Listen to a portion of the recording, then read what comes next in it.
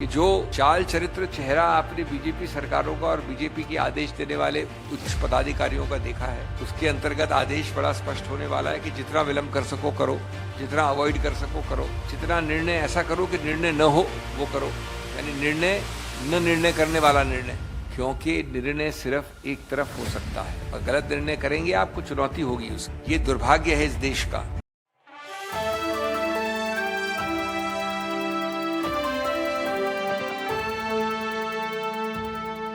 Ethical किसी भी मापदंड से आप गिन लें, हारे हैं वो।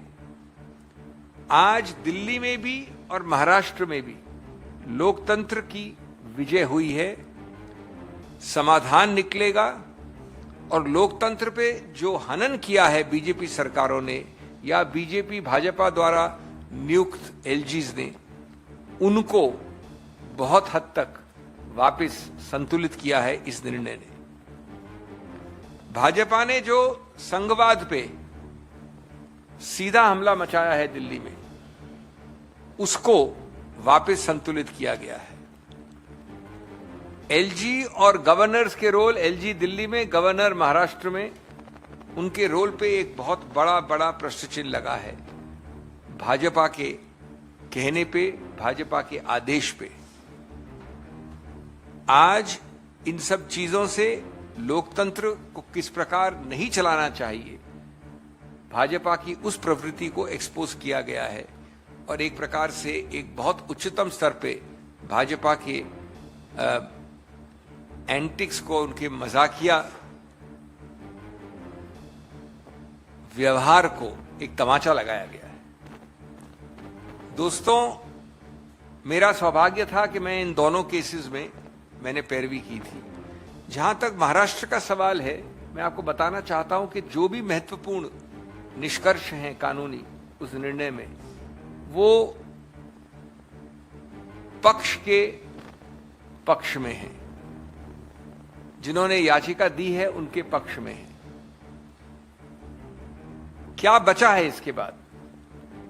आपने उस निर्णय में यह होल्ड किया, एक नंबर, कि जो व्हिप होती है वो राजनीतिक पार्टी वाली होती है, विधायिका पार्टी वाली नहीं होती है। दो, जो whip so called Shinde faction ने जारी की है वो गैर कानूनी है। मैं दोहरा रहा हूं, गैर कानूनी, सीधा प्रत्यक्ष 5 जजों की खंडपीठ ने कहा है। नंबर 3, जो माननीय स्पीकर, और आप स्पीकर की बात कर रहे हैं, सो कॉल्ड शिंदे फैक्शन को वैध माना है, उनको रिकॉग्नाइज किया है, वो पूरी तरह से गैर कानूनी है, असंवैधानिक है। नंबर 4, राज्यपाल जी, माननीय राज्यपाल, इतने बड़े ओहदे के पदाधिकारी, उन्होंने जो निर्णय लिया कि आप फ्लोर टेस्ट करेंगे अमुक तारीख को, वो फ्लोर टेस्ट पूरी तरह से गैर कानूनी है। उनके पास कोई तथ्य नहीं थे ये फ्लोर टेस्ट का आदेश देने के लिए। अगर इन चारों चीजों को आप जोड़ दें तो मैं पूछना चाहता हूं आपके जरिए कि बचता क्या है? क्या ये राजनीतिक, कानूनी, नैतिक, कुछ भी कह लीजिए, एक तमाचा नहीं है? क्या जितने भी महानुभाव हैं जिनके नाम लिए गए निर्णय में, वो इस प्रकार की सस्ती राजनीति के शिकार नहीं हुए बीजेपी के कहने से? और अगर वापस श्री उद्धव ठाकरे को बरकरार नहीं किया गया, उसका महत्व बहुत कम हो जाता है। जो मूल बात वो ये है कि इस निर्णय में लिखा है कि आपको माननीय स्पीकर जल्द से जल्द जो डिस्क्वालिफिकेशन की याचिकाएं पड़ी हैं, लंबित हैं, उनका निर्णय करिए। अब मैं आपसे एक महत्वपूर्ण प्रश्न पूछ रहा हूं आपके जरिए। अगर माननीय स्पीकर विलंब न करें, सत्य का मार्ग लें, कानून और संविधान का मार्ग लें, और वो उठाते हैं इतने सारे लोगों की एक याचिका कोई भी, तो क्या डिस्क्वालिफिकेशन के अलावा उनके पास कोई भी विकल्प है? संभव नहीं, उनको डिस्क्वालीफाई करना ही पड़ेगा। क्यों? क्योंकि उन्होंने एक ऐसे व्हिप के आधार पर एक्शन लिया है जो गैर कानूनी है और एक ऐसे व्हिप को इग्नोर किया है जो कानूनी है। तो अगर आप व्हिप के उल्लंघन करेंगे तो निश्चित रूप से डिस्क्वालिफिकेशन तो ऑटोमेटिक होता है, इसका कोई डिफेंस नहीं है। इसलिए मैं आपको एक भविष्यवाणी कर सकता हूं कि जो चाल चरित्र चेहरा आपने बीजेपी सरकारों का और बीजेपी के आदेश देने वाले उच्च पदाधिकारियों का देखा है, उसके अंतर्गत आदेश बड़ा स्पष्ट होने वाला है कि जितना विलंब कर सको करो, जितना अवॉइड कर सको करो, जितना निर्णय ऐसा करो कि निर्णय न हो वो करो, यानी निर्णय करने वाला निर्णय ये करो, क्योंकि निर्णय सिर्फ एक तरफ हो सकता है और गलत निर्णय करेंगे आपको चुनौती होगी उसकी। ये दुर्भाग्य है इस देश का, लेकिन मैं चाहूंगा कि मेरी भविष्यवाणी गलत हो। अगर आप दिल्ली की तरफ चलें, वहां राज्यपाल थे, यहां एलजी हैं। कोई ऐसा मुद्दा नहीं है जो याचकों ने उठाया हो, उसमें से एक भी मुद्दा उच्चतम न्यायालय ने नकारा हो याचकों के विरुद्ध, सबको माना है। और इसकी एक मूल बात है जो मैं आपको बता दूं।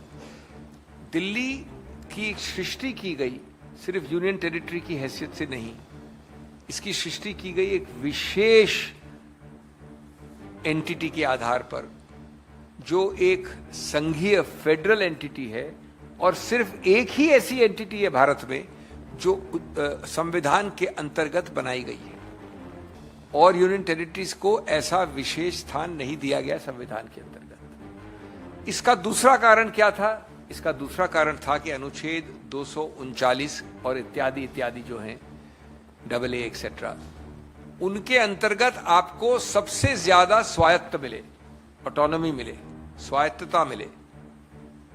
नंबर 3, इसका उद्देश्य था कि आप लोकतांत्रिक गणतांत्रिक चुनाव के आधार पर जो भी अपना मत रखना चाहते हैं उसको रखें। ये तीनों चीजों को इस गैर कानूनी असंवैधानिक व्यवहार द्वारा बीजेपी की केंद्र सरकार ने नगण्य बनाने का प्रयत्न बार बार किया है। मूल मुद्दा यह है दोस्तों, आज एपी की सरकार है, कल कांग्रेस की सरकार दिल्ली में हो सकती है, परसों बीजेपी की सरकार भी हो सकती है, जब दिल्ली में बीजेपी की सरकार न हो। किसी की सरकार हो वो मुद्दा नहीं है। मुद्दा यह है कि क्या दिल्ली के ढांचे में वो स्वायत्तता मिलेगी जो हमारे संविधान निर्माताओं, इस प्रावधान के निर्माताओं का संपूर्ण और एकाकी उद्देश्य था। उद्देश्य तो बना दिया, लेकिन उसको हमने कार्यान्वित करने में पूरी तरह से नगण्य कर दिया। दिन प्रतिदिन वहां पर राज्यपाल तो यहां पर एलजी ने हस्तक्षेप करके, असंवैधानिक हस्तक्षेप करके इस पूरे सिद्धांत को नगण्य किया है। उसको आज संतुलित रूप से हर पक्ष में, एनसीटी को जो विरोध कर रहे थे, एलजी का पक्ष, केंद्र सरकार के पक्ष को इस निर्णय ने निरस्त किया है।